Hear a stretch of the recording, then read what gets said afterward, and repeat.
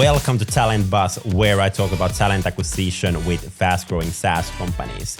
Today, I'm joined by Heini Tuomola, VP of People and Culture from Visma Enterprise, and we are talking everything regarding employer branding, how to be an authentic in your employer branding, how to make sure that you really challenge the hiring managers when hiring people, and a lot more. And let's start today's episode with a little bit introduction of Visma, one of the biggest SaaS companies in the Nordics. Yeah, that is actually a really, really good question. So Visma is a big, I would call it a corporation of smaller companies that work in with the digital products and in the digital industry. And we create good technology that kind of helps people in their daily lives, usually for businesses. So we're not that heavily in the consumer business, mostly for businesses. Very business critical software. Kind of Visma Enterprise, kind of as part of the big group. Like, why do you think you have like so many different kind of organizations within the corporation? Like, is that your strategy? Because I think typically if we look at kind of bigger kind of software companies, there is typically maybe one company with multiple products, but you have it kind of other way around maybe. Why do you think that way? Or is this a strategic choice, or what's behind there? Yeah, I think it is a strategic choice. Businesses, they have a lot of, and I mean companies, they have a lot of independence. But at the same time, companies are aligned. I mean, Visma has roughly, 16,000 employees globally at the moment.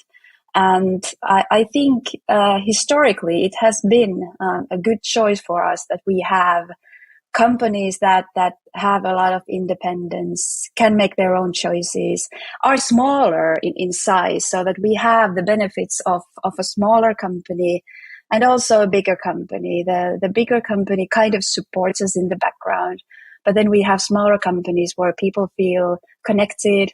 They know each other and they know the roles and responsibilities and the products that we are developing.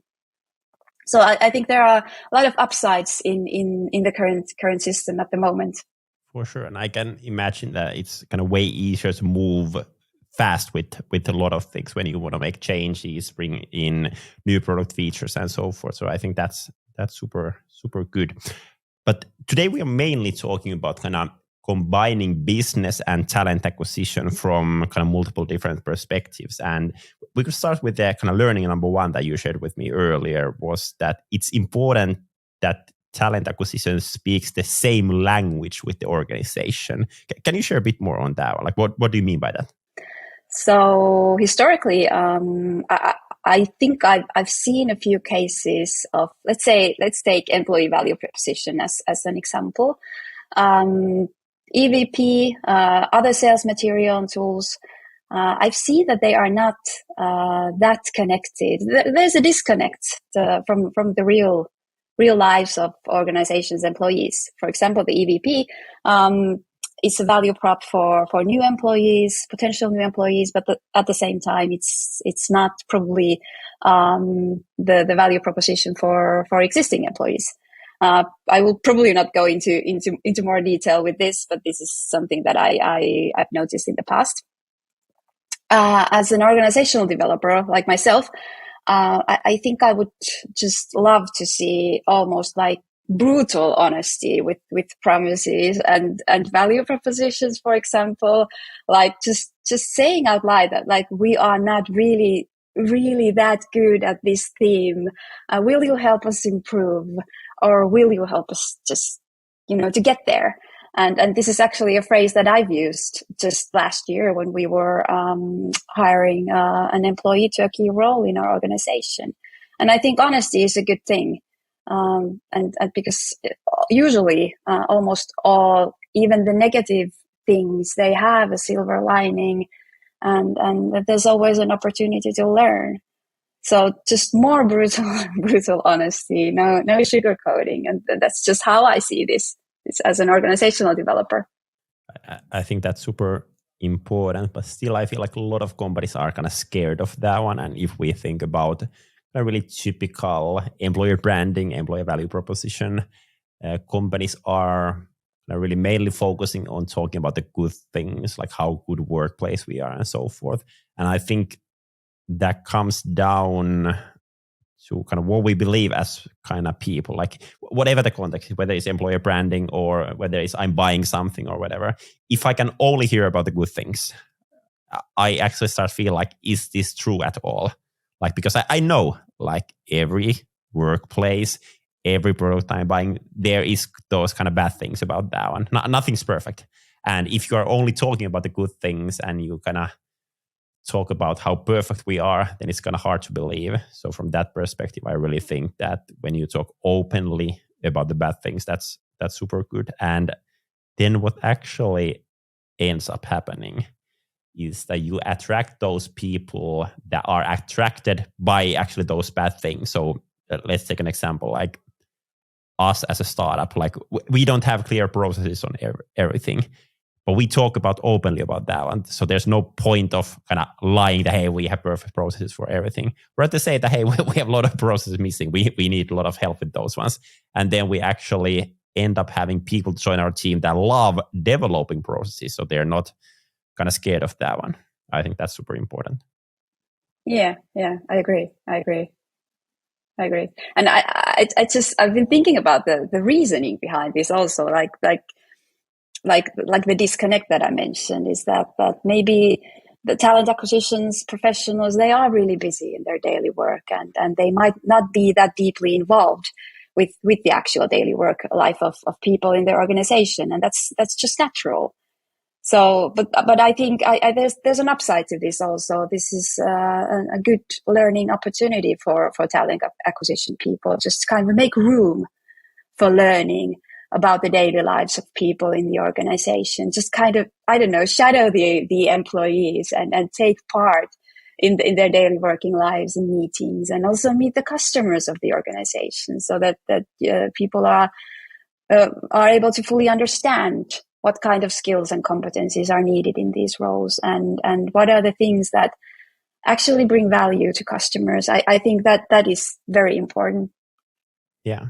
And I think the shadowing part is something that really, really works. I think that's quite traditional in marketing industry, like where I have my background in a marketing agency. Like always when we had a new customer or when we did kind of marketing for ourselves, like one of the first things that kind of marketers did, they participated sales calls. So they kind of really see what's happening there, what kind of questions the customers are asking, and they kind of see the day-to-day life of that one. And I think kind of as a recruiter or employer branding, you're basically kind of marketing the workplace. So I think one of the best ways to really understand what you are marketing is to shadow those people, really understand their day-to-day and get kind of real perspective on things from there. And I believe that there is kind of this change happening around recruitment as well. Like in most companies, yeah, there is a recruiter or head of people or head of culture who's kind of responsible of recruitment. But I feel like more and more companies are realizing that finding the right talent is actually becoming one of the biggest bottlenecks in the growth. So actually kind of everyone is recruiting, everyone is looking for new talent, everyone is ambassador of the workplace. And I think that is a big cultural change that is happening. Have you seen that kind of change happening at Visma at all? I think so. When I started at Visma around a year and a half ago, my role, my responsibility didn't include, let's say, recruiting that much. But recently, I've been shifting towards that full spectrum of HR, if you want to call it that. So this is a kind of transformation that's been going on for a few years in the industry. I think there are a lot of people are involved in recruitment, and I think that is a really, really good thing, because then you are like really able to bring more insight and valuable information to the recruitment process. Like when what we talked earlier is that when you have this disconnect to the daily working lives, that might not be a good thing. On the other hand, there's always an upside to things. So when you are not that actively involved in the same working daily lives and routines, then you might see things from a different perspective, and that is also very valuable in many cases. But from an HR professional's perspective, these days you really need to master a lot of things in just the whole spectrum, and it's a good thing. And then every now and then it kind of feels that, oh my god, this is so heavy. Exactly, but I think it's kind of weird if you kind of compare like HR and people stuff to kind of customer stuff. So in kind of if companies kind of attracting new customers, there's head of sales who's kind of responsible of the sales, then there's head of marketing who's responsible of marketing, and then there's typically head of customer success who's responsible for keeping those customers happy. But then when we look at people side, there's basically those three things. So there's kind of first marketing, so employer branding, then there's sales, recruitment, and then there's the kind of customer success, so kind of HR stuff. But those are typically like one person who needs to handle all of that, whether it's head of people, head of HR, or something like that. So it's at the same time, I think it's kind of good that they are under the same people, because that makes sure that there isn't those silos that typically sales and marketing customer success does have. But at the same time, it's like super, super big role and so many things on the table for sure. Yeah. And now that you mentioned silos, at Visma, we really value networking skills in all our roles because of our organizational structure. It's a bit different. And we've been also talking about, just like a few weeks ago, we started talking about cross-silo leadership. And that's super important in an organization like ours, when with just like a smaller organization inside a bigger organization, and that requires a lot of new types of skills. We've been we started talking about this just recently, and it's something that will probably emerge during this year. Interesting. But hey, next we could talk a bit about kind of a topic called like what organization really needs from kind of basically for people stuff. And what I mean by this, I know that there is a lot of recruitment agencies out there. I know that there's a lot of recruiters in-house job where it's basically, I like to talk about these kind of yes recruiters. And what I mean by that is that they are having a chat with hiring manager, then hiring manager is telling that, hey, we need this kind of person. Then yes, this kind of person. Yes, these kind of skills. Yes. And they are basically like kind of taking an order of what kind of person that team needs. But how do you think like recruiters or people teams should be actually challenging hiring manager, challenging the whole organization on what they really need? Yeah. The answer to that is yes. There needs to be the element of challenging. There simply aren't people around anywhere would have the right kind of skill set and attitude and whatever is needed. And for example, in our organization, we've been talking heavily about language recently. Like, is Finnish language really required in this role? Usually when we are talking about developers, the answer is usually no. We have roles in our organization where Finnish is required, but those are very limited roles, to be honest. And also, I've kind of noticed that the hiring managers, they want to, let's say we have an employee who's leaving us, and the hiring manager would just like to replace that exact person, would just like to have a copy of the employee that left. And that's not a good way to approach this.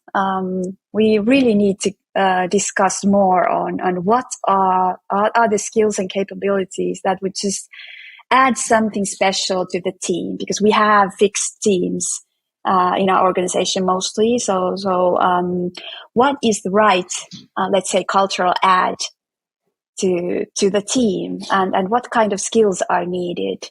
What will take the team even further from where they are? at the moment, and are we like able to just kind of make a compromise in some skills? Like, are the skills really that necessary, or are they something that just can be learned along the way when the new employee joins us? These have been really interesting discussions, and our people team, our HR team is quite active in having these conversations. But naturally, we might also be lacking some kind of perspectives, and that is how, when I feel that let's say an external consultant might bring us really good value and perspective, and just like ask the kind of the obvious questions, but also just challenge us in our thinking a little bit, like what are the traits and characteristics that we are actually looking for. Exactly. And I think one thing that kind of both recruiters and agencies can actually bring for a lot of companies is stuff regarding the market situation. So kind of if we think about like what kind of person you can get for a company, of course, there's a lot of things that are affecting that one, your team, your salary, your brand in the market, and so forth. But eventually it is about kind of what kind of demand there is in a market for new kind of job places like this. And one thing, for example, that has been changing lately when speaking with a lot of kind of head of people or recruiters is that, for example, right now it's easier to hire than it was, let's say, 6 months ago. And what that actually means is that with the exact same, for example, salary, exact same benefits for the exact same company, you can get way better candidates. And I actually just today talked with one SaaS company about their SDR recruitments for their sales team. And they had tried to recruit people right after the summer, and they've only got few kind of applications. And now they open the same position, and they got a lot of high quality applications. So of course, the market situation is something that is kind of changing a lot around that one as well. You mentioned about kind of culture ad over there. Like how do you approach that one in all? I think it would be interesting to hear, like, first, like how to identify kind of what kind of culture ad you need, and then at the same time, like how you can validate during recruitment that particular person has those kind of cultural traits that you are looking for. That is like such a difficult question. But you can there are like ways to approach this. Naturally, this might not be a cultural thing at all. I think first we need to consider diversity. Like, do we have enough diversity in our organization and in our teams so that we are able to be innovative? Are we innovative enough?